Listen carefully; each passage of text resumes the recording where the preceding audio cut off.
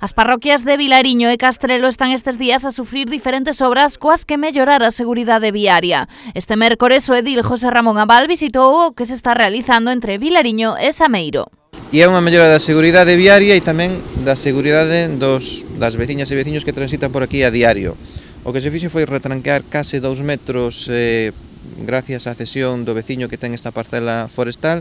Entón pasamos a ter unha estrada, un camiño municipal de case 8 metros de ancho, e tamén o que vamos a facer é instalar, acometer a acometida de iluminación pública, xa que esta zona está totalmente falta de iluminación, e tamén era unha demanda que nos habían planteado os veciños.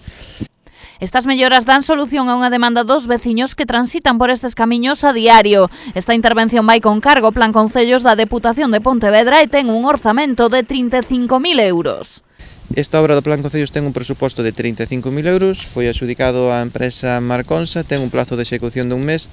Estáse a traballar tamén en Castrelo en dúas actuacións, unha no vial de acceso á praia das Saíñas e outro na zona do Facho que dá acceso ás depuradoras e ao estaleiro que se sitúa na zona.